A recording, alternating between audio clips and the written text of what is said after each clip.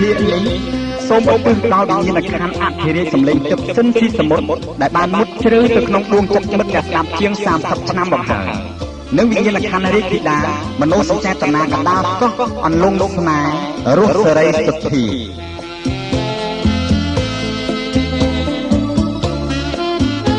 ជួនជាពេលនេះចាំពេលដែលបានបានមកដៃផងនោះយើងខ្ញុំក៏សូមឧទ្ទិសដល់វិញ្ញាណក្ខន្ធអ្នកចម្រៀងតន្ត្រីតនិងអស់លោកល្បីនិពន្ធបទចម្រៀងសម័យទាំងអស់ដែលបានមានចាក់លោកនេះទៅ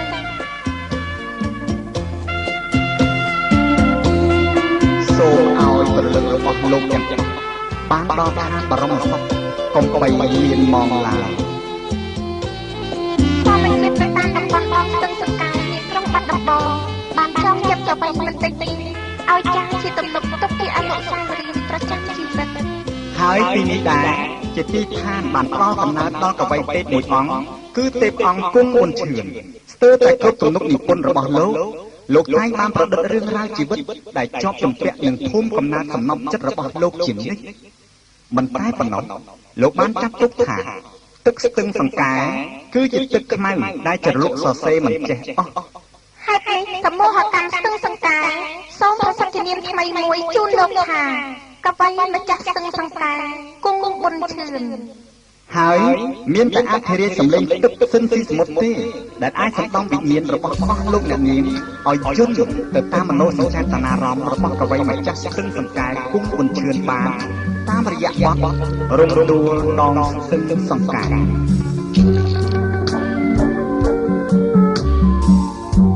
មហា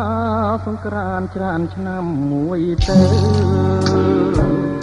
រួងសែនមកសៅនឹកព្រួយក្រែងទៅឆាប់ភ្លេចរឿងដើមរឿងបាត់ដំបងចងកងដងហើម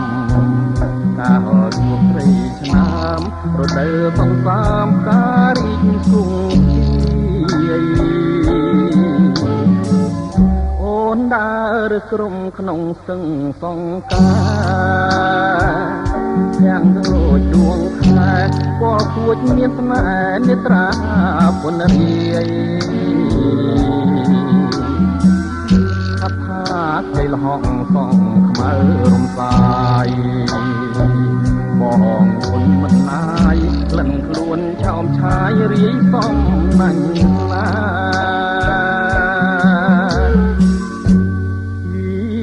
ចិនត្រកអើយកំបាច់គូអីនៅក្នុងលោកីស្រីល្អគ្មានទេមានតែរំដួលដងស្ទឹងសង្កែដែលខ្ញុំលួចស្នេហ៍ទួងរយគួខែក៏នៅចាំចោ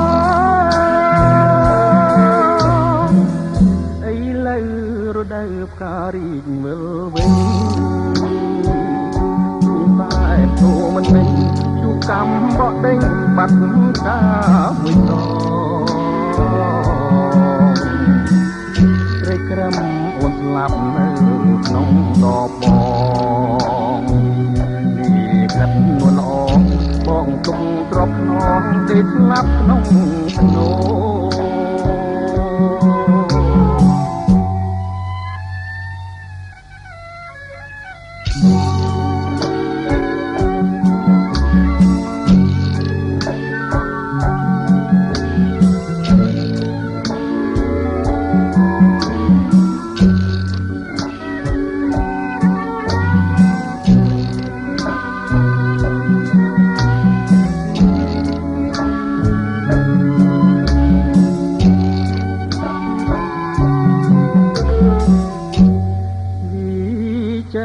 ត្រក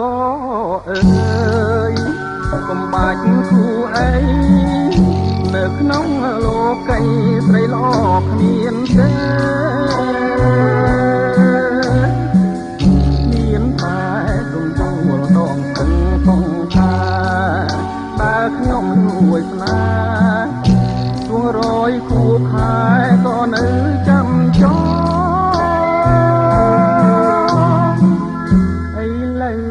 រដូវផ្ការីកវិល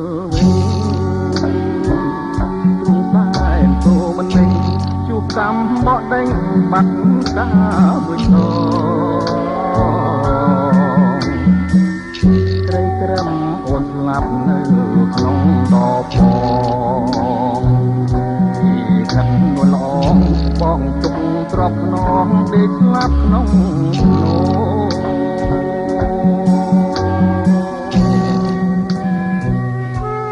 ពេលធ្វើដំណើរមកដល់ក្រុងបាត់ដំបងជួនជាចង់ឃើញទេសភាពតាមដងស្ទឹងសង្កែផងខ្ញុំក៏បន្តដំណើរតាមទូកដដើម្បីទៅលេងផ្ទះមិត្តភក្តិខ្លះស្រាប់តែពេលនេះខ្ញុំបានជួបនឹងកល្យានារីម្ចាស់ទូកដដ៏ខ្ចីល្ហកឆាតឆាយម្នាក់នាងល្អណាស់ល្អគុណមិនណាយខ្ញុំខំតែលួចស្រឡាញ់នាងដឹងអីផលកម្មកំណាយតាមជ្រែកជាឧបសគ្គបានមករំលាយបំណងខ្ញុំមួយរំពេចព្រោះអត់ខ្ញុំខកចិត្តបន្តិចទេត្បិតអីនាងក៏និយាយមិនរួចសោះនេះគឺបទសម្រស់នាងចៅទូជាស្នាដៃនិពន្ធរបស់កវីម្ចាស់ស្ទឹងសង្កែគង់មុនឈឿន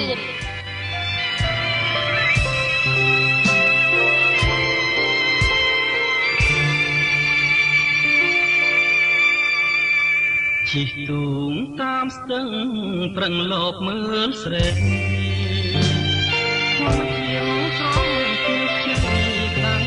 ព្រែកស្រីព្រៃវាល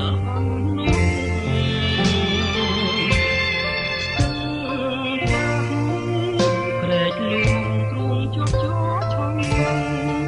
ក្រោមលៀងរលឹមតបជួបតាឈើម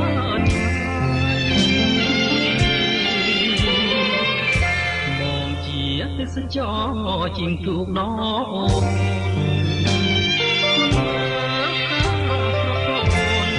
ដូចរលូវងទឹកបាយឆាយក៏លាប់វត្តតែលបមិនណាយជិលហងសងខ្មៅរំសាយបងតែទឹកម៉ាយសូមស្នេហ៍តែធំអាក្រក់ដងត្រាំដួងចិត្ត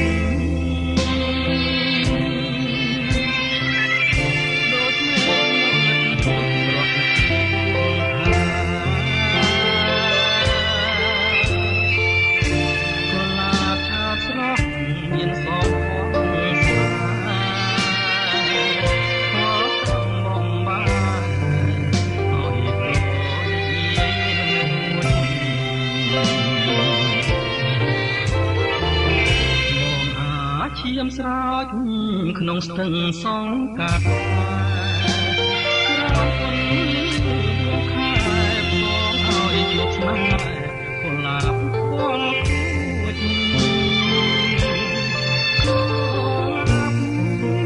វត្តកែនេត្រមុនស្រួចសូមឲ្យបានមានមួយឲ្យដឹងថាបងលួចស្នេហ៍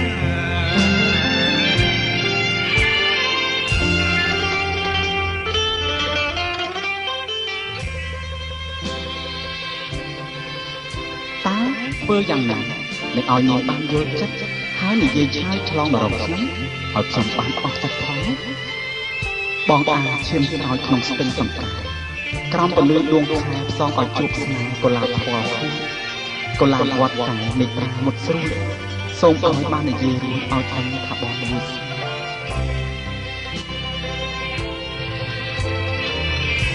បងអាឈាមស្រោចក្នុងស្ទឹងសង្កែក្រោមពន្លឺដួងខែផ្សងឲ្យជួបស្នេហ៍កុលាបពណ៌ខូច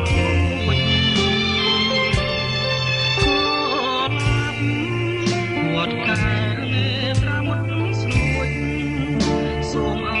បាននេះរួចឲ្យដឹងថារួច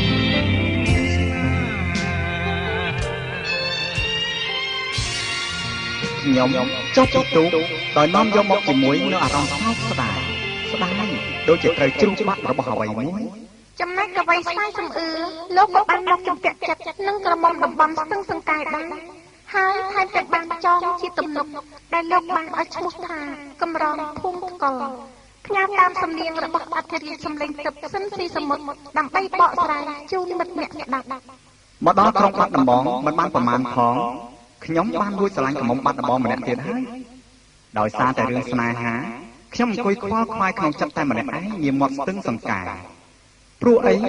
ព្រោះម្ចាស់ភូមិស្កលដែលខ្ញុំលួចស្រឡាញ់បានយល់ត្រឹមតែក្លិនរសមកដល់មាត់ស្ទឹងនាងបានឲ្យខ្ញុំយល់ពីចិត្តរបស់នាងសោះស្នេហាខ្ញុំមានតែទឹកស្ទឹងសង្កែប៉ុណ្ណោះធ្វើជាចៅមហាលួងលោមបំពេដួងចិត្តប្រាប់ថាវមឥតក្បែរកន្ត្រៃស្រឡាញ់រូបបង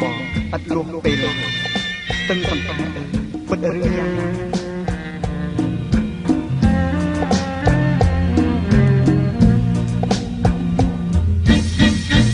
រងធួងផ្គល់ខ្ញុំយល់កាលណារំធនចិន្តាប្រាថ្នាចង់បានស្រមើស្រមៃឃើញតែកល្យាន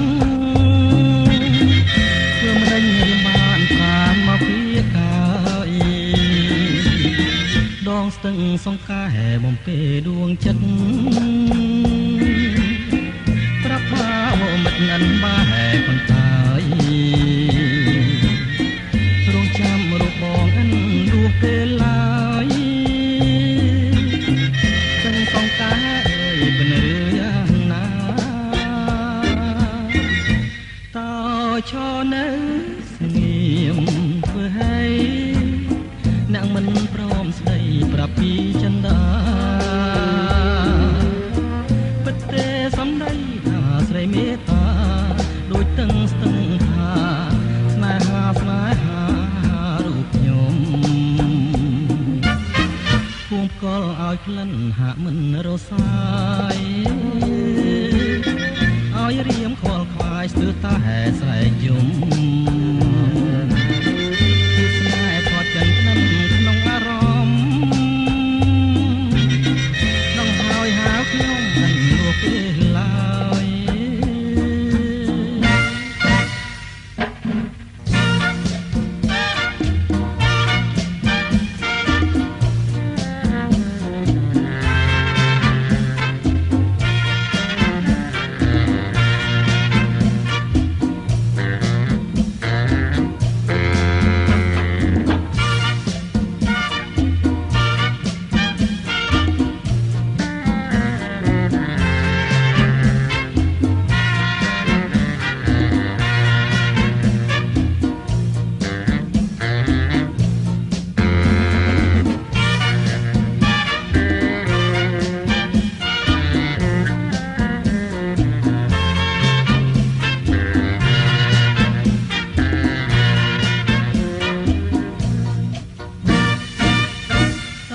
ឈរនៅស្ងៀមធ្វើឲ្យអ្នកមិនព្រមស្ដីប្រាប់ពីចិន្តាពិតទេសំដីថាស្រីមេត្តាដូចតឹងស្ទឹងថាស្នេហារូបខ្ញុំភូមិផ្គល់ឲ្យក្លិនហាក់មិនរសាយឲ្យរៀមខ្វល់ខ្វាយស្ទើរតែស្រែកយំពីស្នេហ៍ថតចិនប្តឹងក្នុងអារម្មណ៍ដល់ហើយហៅខ្ញុំមិនរកពេលឡើយ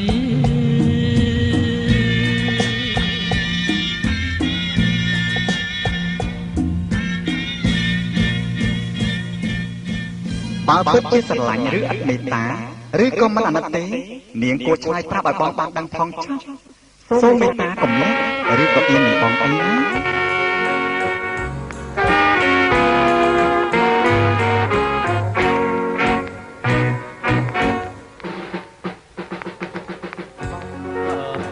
ស្រឡាញ់ត្រូវហ៊ានកុំខ្មាស់អៀនកុំអៀនធ្វើអ្វីនឹងបងត្រូវសម្រាញ់ចិនហើយឆ្លើយឆ្លងតើបំណងអ្នកបងអូនគិតយ៉ាងបើស្រឡាញ់សូមឆ្លើយកាលបងអាយរៀងចាំចម្លើយស្នេហា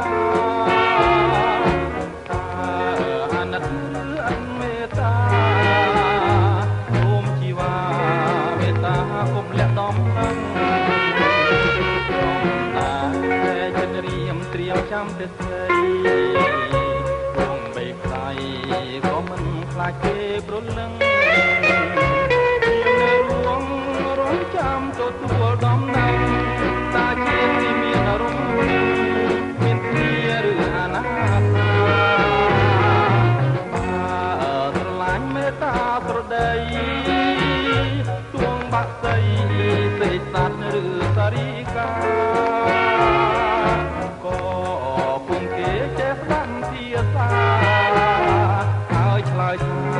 ស្នេហារូបខ្ញុំ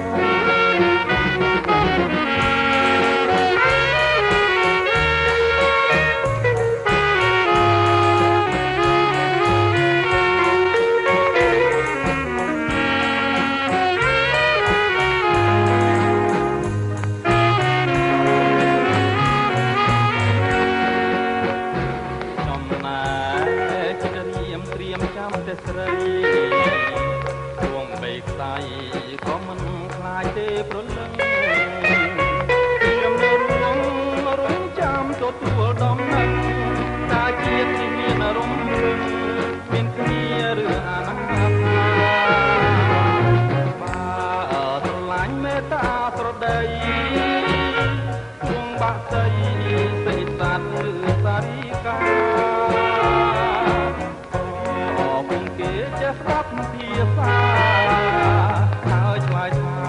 ស្នេហារូបខ្ញុំហើយឆ្លើយថាស្នេហារូបខ្ញុំ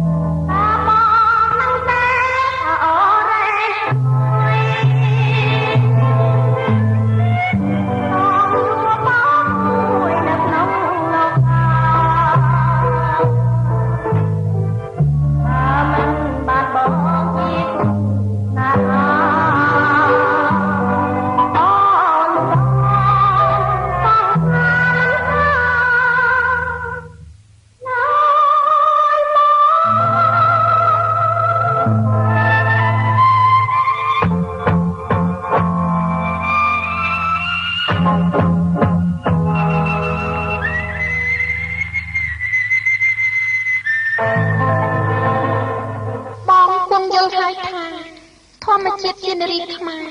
តែបានប្រពៃនេះដកសិទ្ធយកសេចក្តីក្លាហានចំពោះពុកស្នេហាបាត់អស់ទៅហើយបំពេញមកឲ្យវិញត្រឹមតែសេចក្តីរៀនខ្មាស់ដែលអ្នកផងតែងចាត់ទុកថាការរៀនខ្មាស់គឺជាគ្រឿងលម្អនៃស្ត្រីខ្មែរជាសក្ខីភាពនៃប្រលឹងខ្មែរទើបបានឲ្យអូនឆ្លើយតបមកបង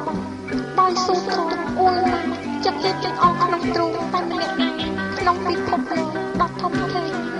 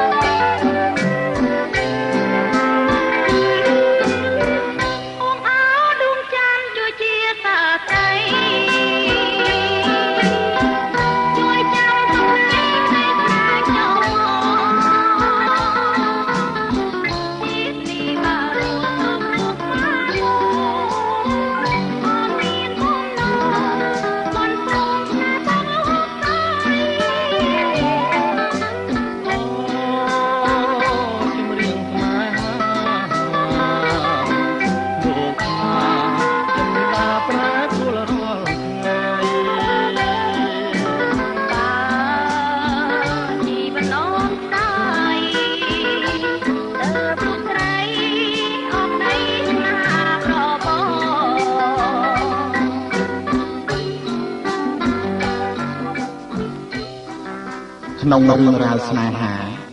ជួនវាប៉ះលើខុសជួនក៏ប៉ះលើត្រូវតែបើជួនលើត្រូវនោះវាប្រៀបបានទៅនឹងចម្រៀងសុភមង្គលដ៏ត្រជាក់នៃទឹកជ្រោះដែលហូរធ្លាក់គ្មានពេលបញ្ចប់ចិត្តស្រឡាញ់វាបង្កើតនូវក្តីស្រឡាញ់ដែលគ្មានព្រំដែនប៉ុន្តែទោះបីយ៉ាងនេះក៏ដោយក៏គេមិនហ៊ានអួតថាចិត្តមនុស្សនឹងមិនប្រែប្រួលនោះទេនោះណោះនៅទីឋានជើងភ្នំសំពៅគូស្នេហ៍របស់លោកស៊ីនស៊ីសមុទ្រនិងនាងរស់សេរីសុទ្ធាក៏មានលក្ខណៈយ៉ាងនេះដែរទោះបីលោកស៊ីនស៊ីសមុទ្រធ្លាប់បានទទួលនូវសុភមង្គលពិតពីការស្រឡាញ់និងកំពុងស្ថិតនៅក្នុងការស្រឡាញ់ហើយកំពុងតែនិយាយថាស្រឡាញ់ដោយដែលលោកធ្លាប់បានដឹងថាទឹកស្ទឹងសង្កែដែលធ្លាប់តែមានសភាពថ្លាយងធ្លាប់តែហូរជានិច្ចនិងកំពុងតែហូរក៏លោកនៅតែខ្លាចក្រែងទឹកស្ទឹងសង្កែដែលជាដង្ហើមស្នេហ៍របស់លោកវានឹងប្រែប្រួលទៅជាសភាពថ្មីដែរ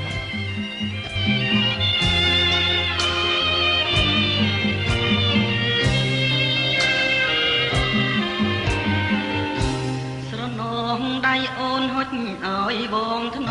មប្រហាក្លិនមកអូនដែលដងក្នុងស្លាបែងដូងកំសត់ក៏ ត្រាក្លិនស្នេហ៍នៅក្រោមដួងខែខ្វែភ្នំសំភៅ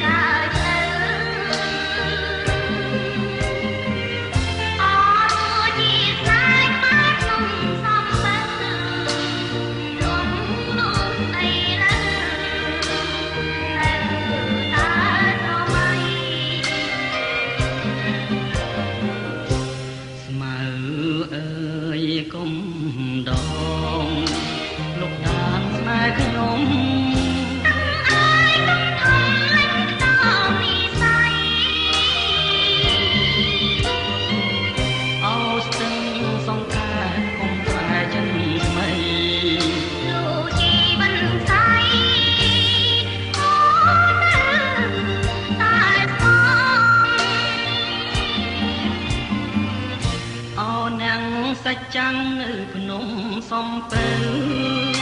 ជួយធ្វើមកឲ្យខ្ញុំផងចងរឿងខ្ញុំពីប្រាំលោកបានដឹងអង្គសូមជួយសំទួងឲ្យស្នេហ៍ក្នុង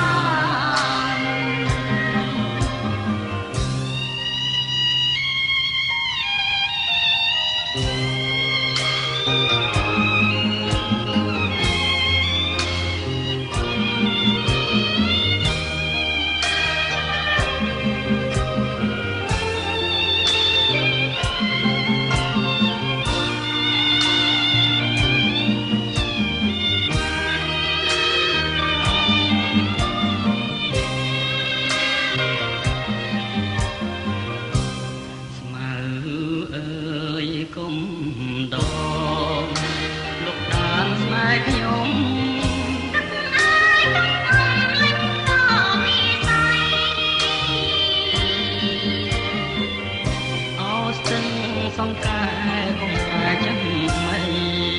ចូលជីវិតស្អីអូនតែបងអូននឹងសច្ចាំងនៅភ្នំសំពៅជួយធ្វើមកឲ្យខ្ញុំផងចង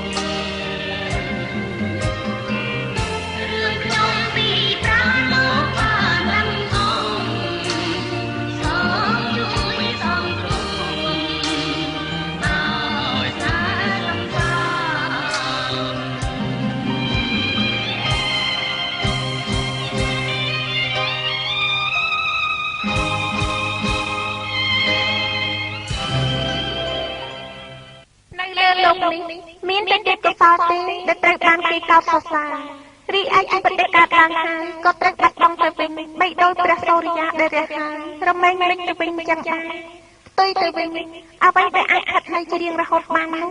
មានតែទេឈ្មោះប៉ុណ្ណោះយ៉ាងណាមិញទេពកោសលដ៏ប្រពៃរបស់កវីម្ចាស់ស្ទឹងសង្កែគួងប៊ុនឈឿនជាទេពកោសលដែលទ្រាំមិនកោតសរសើរមិនបានឡើយថែមទាំងមិនអាចបំភ្លេចបាន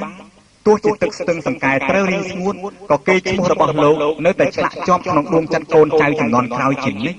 ដើមដុំទី10ដុះប្របវត្តស្ទឹងសង្កែនេះហើយជាទីកន្លែងប្រវត្តិនៃបាត់មកលុបដងទី10ដែលមានកវីម្ចាស់ស្ទឹងសង្កែគង់ប៊ុនឈឿនជាអ្នកបង្កើតឡើងរឿងខ្ញុំនឹងនាងចេះតែប្រព្រឹត្តទៅដោយក្តីសុខសាន្តជាទីបំផុតរាត្រីនេះនាងសន្យាថាមកជួបនឹងខ្ញុំនៅក្រោមដើមដងទី10នាមាត់ស្ទឹងសង្កែនេះព្រះសូរិយារៀបនឹងរលត់រស្មីទៅហើយរីឯវងរីកំពុងតែជ្រួលច្របល់យំត្រហឹងហើលាស្ទឹងសម្ដៅរកត្រនំនៅសល់តែខ្ញុំម្នាក់ឯងដែលនៅឈរចាំកំដររាត្រីនេះមាត់ស្ទឹងសង្កែរាត្រីកាន់តែរំកើមកជ្រៅណាស់ទៅហើយតែនាងនៅតែមិនឃើញមកជួបនឹងខ្ញុំសោះឬមួយក៏នាងភ្លេចសន្យានឹងខ្ញុំមើលស្ទឹងសង្កែមើលខ្សែទឹកហូររុកខាំងវត្តទូពីនឹងចំណោត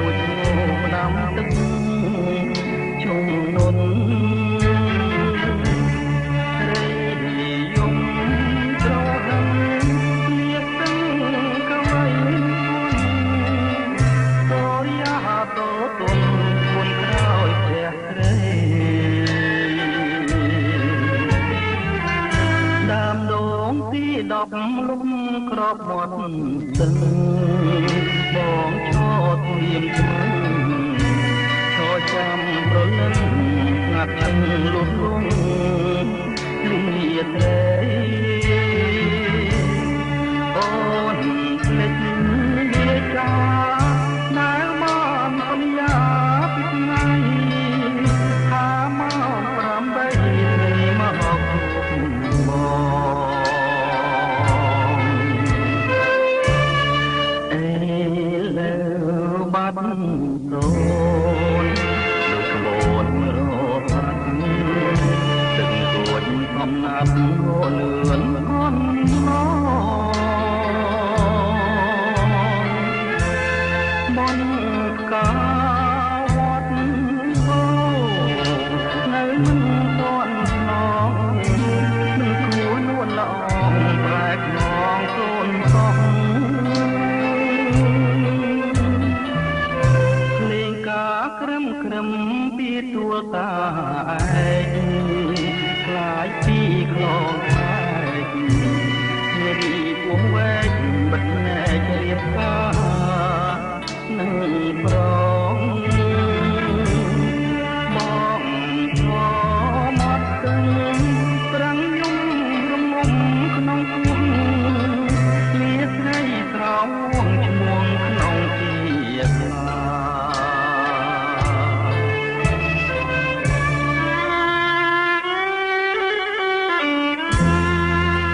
ថាទឹកស្ទឹងសង្កែចុះដែលធ្លាប់តែហូរគួចលឿនចុះឥឡូវចិត្តអូនបដូរផ្លាស់លឿនជាងទឹកស្ទឹងសង្កែទៅទៀតណាហើយចុះបើអូនសានឈ្មោះជួសនារីពោះវែងទៅហើយនោះចាត់ទុកថានេះជាព្រំលិខិតកម្រិតឲ្យយើងជួបគ្នាបានតែត្រឹមនេះចុះ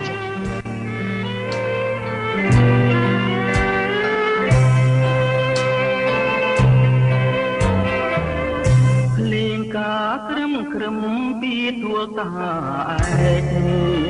ខ្លាយពីខ្លងខែកជារីពួងវែងបិទណែករៀបការនឹងប្រងបងឈរមកទឹងប្រាំងយំរងំក្នុងពោះលាស្រីស្រោមជួបក្នុងជាខ្លា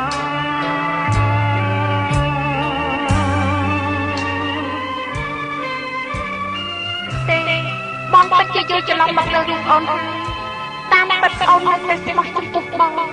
អូននៅតែស្រឡាញ់បងជានិច្ចស្រឡាញ់បងតែម្នាក់ដើម្បីបញ្ចប់ការធន់ចិត្តរវាងស្នេហ៍អូននិងថ្លៃដើម្បីបញ្ចប់នៅរបួសដួងចិត្តបងឲ្យផុតពីក្តីឈឺចាប់ដើម្បីបញ្ចប់អនុស្សាវរីយ៍នៃយើងទាំងពីរដើម្បីបញ្ចប់ក្តីស្មោះ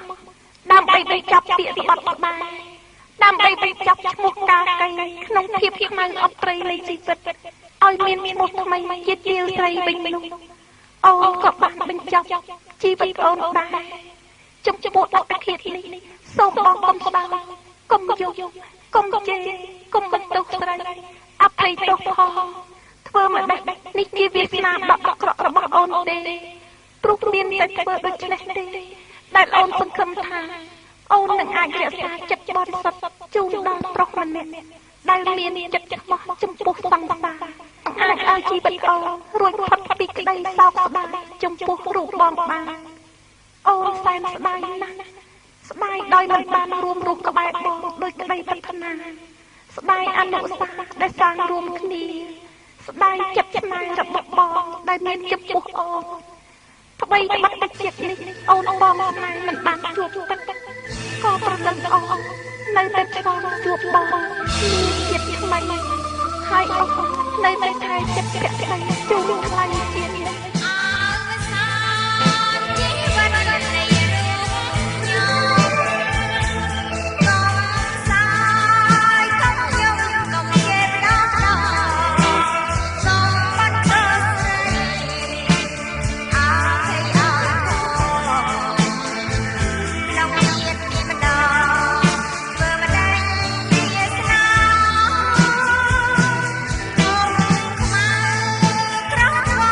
ក្នុង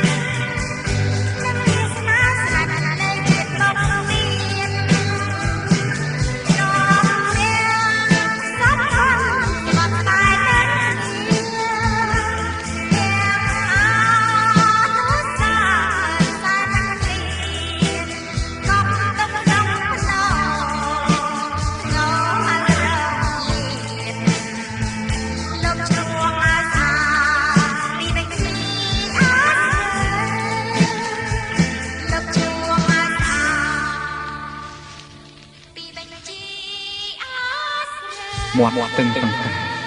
ជាមួយនឹងពាក្យស្បត់ស្បាយដែលយើងធ្លាប់បានជួបគ្នានាពេលរាត្រីក្រោមដួងខែពេញបរមីតែមាត់ស្ទឹងសង្កែពេលនេះផ្លាស់ប្រែជារាត្រីរនោចទៅវិញហើយក៏មានតែរូបបងម្នាក់ដែរអង្គុយជាមួយដានអនុស្សាវរីយ៍ដែលទើបនឹងចាប់ផ្ដើមហើយក៏ទើបតែបញ្ចប់ថ្មីនេះនឹកដល់ភ័ក្រដែលធ្លាប់ញញឹមនឹកដល់ក្លិនដែលប្រហើរជាប់ដៃនឹកដល់សម្ដីដែលធ្លាប់ស្អាតសចុះពេលនេះសល់តែសម្ដីតាវាយប៉ុណ្ណោះដែលកំពុងសាសងក្នុងរាត្រីដ៏ស្ងាត់នេះចំនួនពាក្យអស់រាត្រីដែលបានជួបនឹងនួនល្អនៅបាត់ដំបងមាត់ទឹកសង្ការយើងទាំងពីរនាក់តែចាស្បត់ស្មាក្រោមដួងព្រះខែរាំងពេញបរមីរៀមលូកដៃអោបក្រសោបកាយអូនរាត្រីស្ងាត់សូនដោយស្នេហ៍ភក្តីភៀងអើយភៀងអូន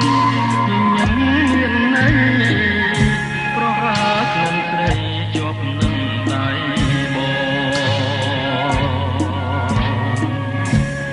រាត្រីរនោចដូចដើមនឹកពេលសតែតវ៉ាសាស្រាប់ឆ្លើយឆ្លងជុំនួនពីងអូនដែលធ្លាប់សាសងនៅបាត់ដំបងមាត់ស្ទឹងសង្ការសូមផ្ដាំតាមទឹកផ្ញើនឹកតាមខ្យល់ឲ្យឆោមនេះវិលមករកណាដូចរាត្រីកាពេញបរមីខានេះស្ទឹងសង្កែក្នុងបាត់ដំបង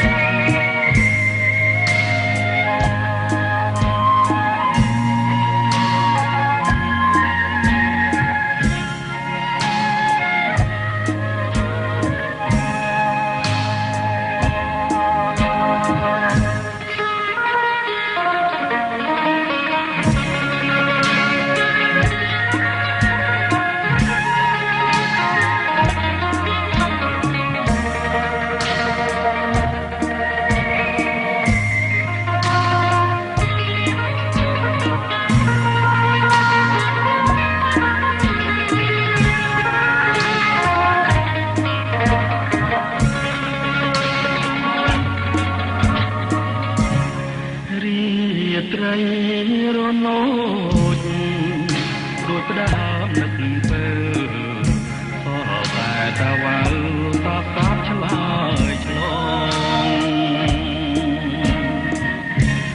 ជុំនួនពីងអូនដែលធ្លាប់សាសងនៅបាត់ដំបងមាត់ស្ទឹងសង្ការសូមផ្ដាំតាមទឹកផ្ញើនឹកតាមខ្យល់ឲ្យឆោមនេះវិលមករកណាដូចរាត្រីកាពេញបរមីខានេះស្ទឹងសង្កែក្រុងបាត់ដំបង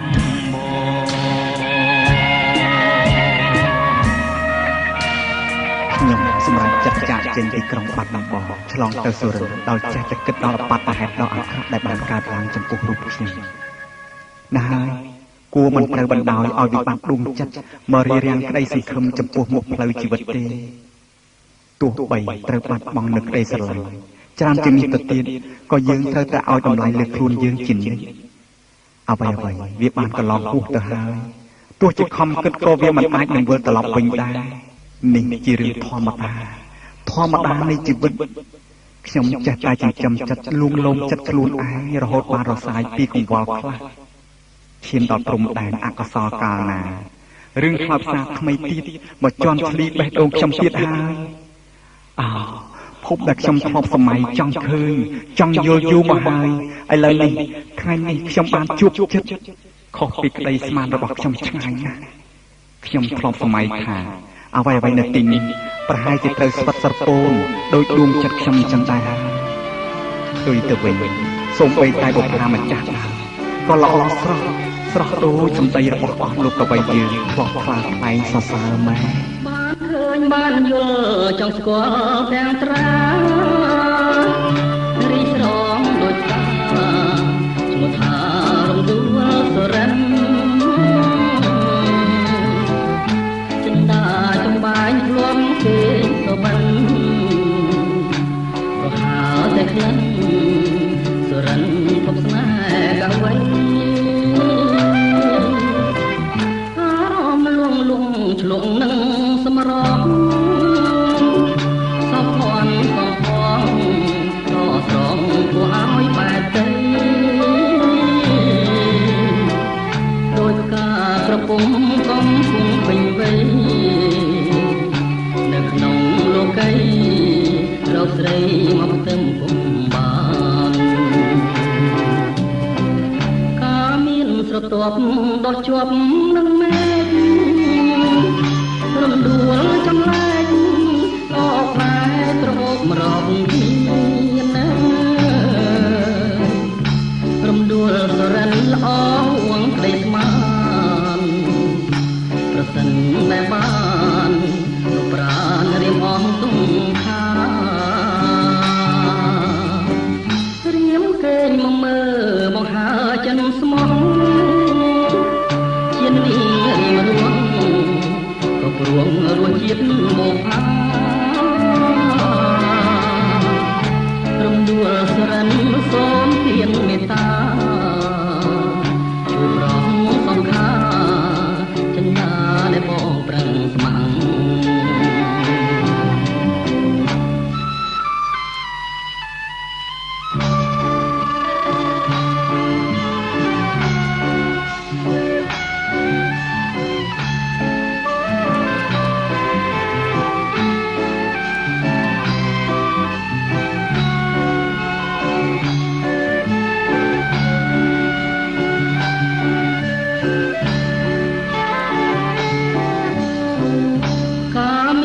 ស្រទាប់ដោះជាប់នឹងមេឃរំដួលចម្លែកក៏ផ្លែក្រអូបរកគ្នាណារំដួលសរិនល្អហួងក្តីស្មានប្រសិនបែបបានប្រាណរៀមអងទុំខារៀមកេងមកមើលបង្ហើចិនស្មោះជាតិនេះរៀមរួងក៏ព្រួងរសជាតិមកផារំដួលសុរិនសូមទានមេត្តាជួយប្រងសង្ខាចិន្តាដែលបងប្រឹងស្ម័គ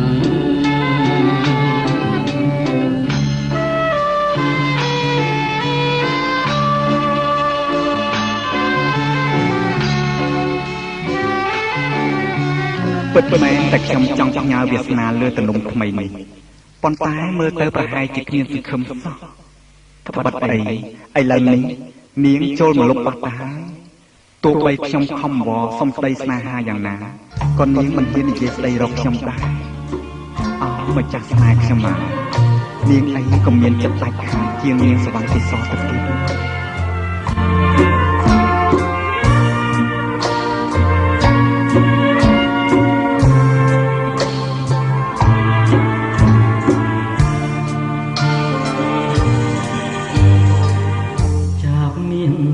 យំទំលើមង្គលក្នុងត្រង់ពួនល្អចងក្បែរបងអួយសុទ្ធទាំងស្លាប់ហាហាមិនរួចជួងចិត្តព្រះនួនរួចស្នេហ៍ចាំ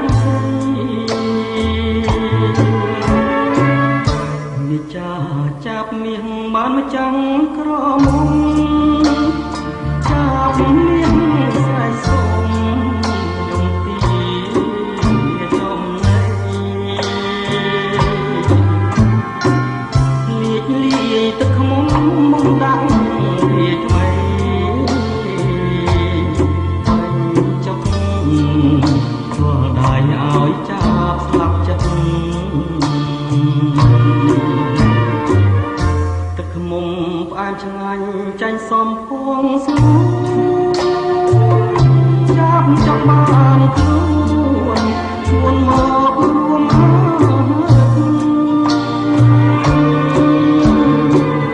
ចាប់យំមកឲ្យស្រីអាណិតមានដូរជាវិញល្បិតចិត្តប្រា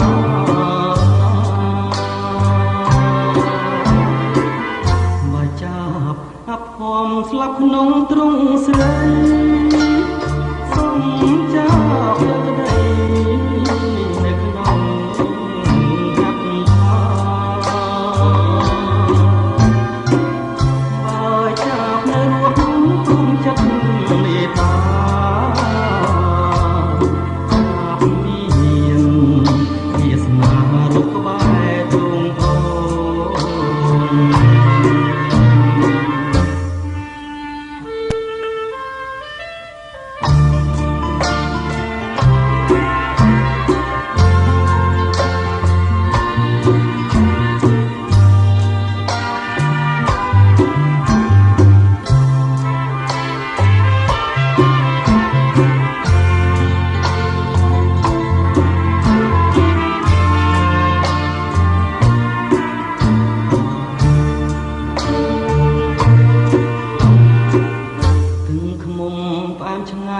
ចាញ់សំភួងស្នូ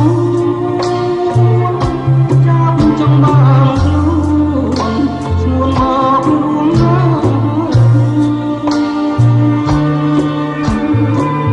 ចាប់យំមកឲ្យស្រីអាណិតមានបដូរជីវិតបាត់ចិត្តប្រា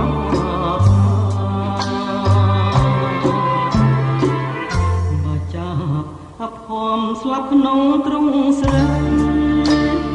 សុំចាប់តែក្តីនៅក្នុងហាត់ផា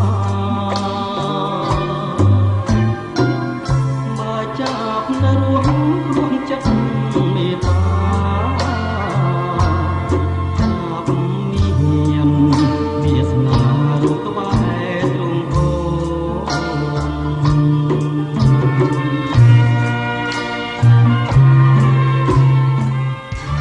ខ្ញុំចាក់ចេញពីសុរិន្ទបំរុងទៅច្បារអំពើវិញ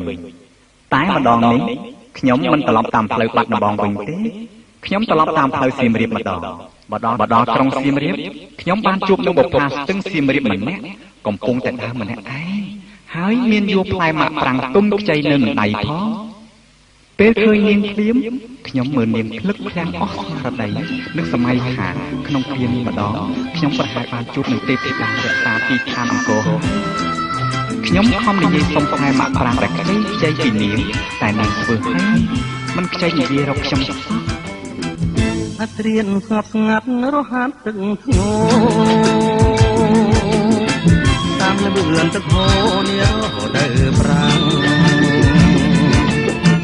ត្រឹមដួលដងស្ទឹងក្រពុំស្លឹកបាំងបងកយបុនខាងលឹងដីស្មារតីប្រហែលខ្មៅស្ទើអូនដើរម្នាក់ឯងជួបបងអ្នកស្វែងចង់ធ្វើមុខស្រីបងសូមមកប្រាំងផ្លែណាក់ទី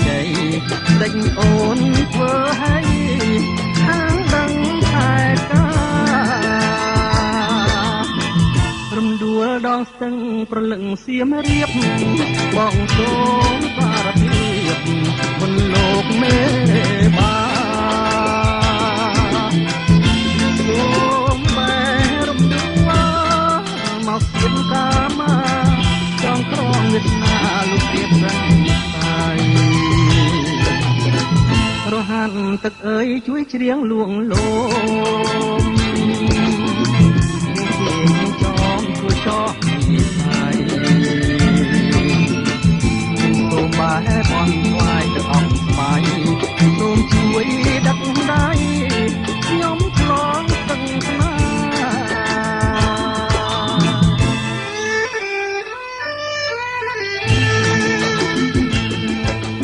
រំរួលដងចិត្តអូនល្អបីដូចរូបកេងណដែលឆ្លាក់លើផ្ទាំងថ្មអង្គរវត្តតែគួរឲ្យស្ដាយស្ដាយដល់បុព្វស្ថាបត្យករខ្មែរលោកមិនបានឆ្លាក់បេះដូងនាងតតែរំដួលដងស្ទឹងប្រលឹងសៀមរៀបបងសូមសារភាពមុនលោកមេបា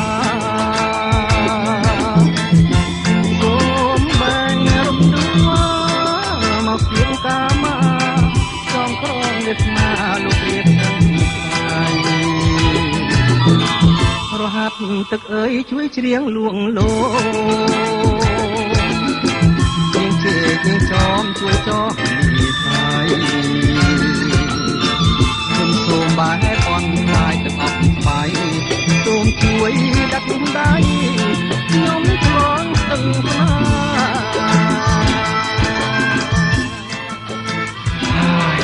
មើលទៅទីណាក៏ជួបតែការខកខានដូចនេះដែរបើតែយ៉ាងនេះខ្ញុំលែងចង់ជួបលែងចង់រៀនមេរៀនស្នេហាដែលជាមេរៀនគ្មានគ្រូនេះទៀតដែរចេញពីសៀមរាបខ្ញុំត្រឡប់មកច្បារអំពៅវិញ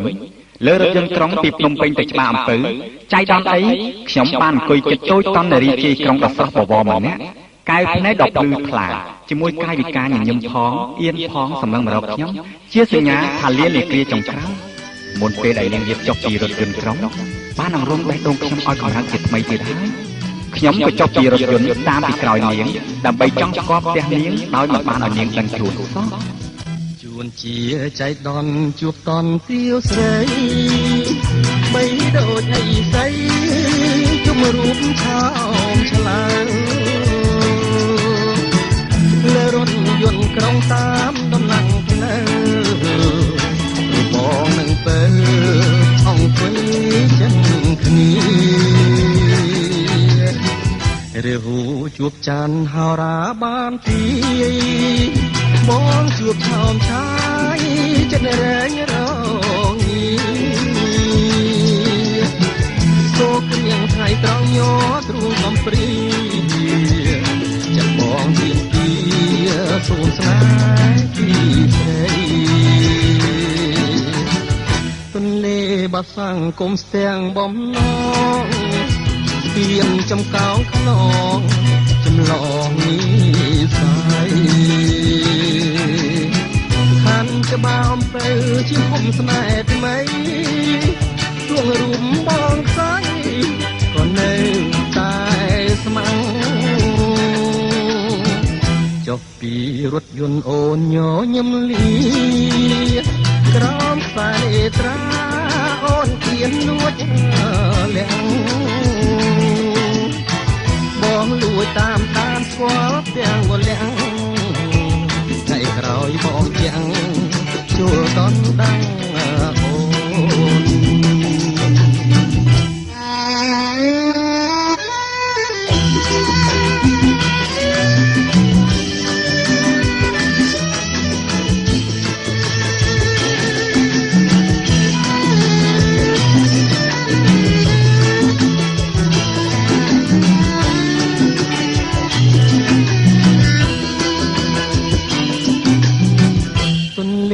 បាសាំងគុំស្ទាំងបំណងស្ពានចំកោងខ្នងចម្លងនេះស្អីខាន់ច្បារអំពៅជាភូមិស្នេហ៍ថ្មីជួងរួមបងស្អីក៏នៅតែស្មៅចុះពី ពីរថយន្តអូនញញឹមលីក្រោមខ្សែត្រាអូនអៀនលួចលះបងលួចតាមដានស្គាល់ទាំងមលះថ្ងៃក្រោយបងចាំងជួលតនតាំងអូន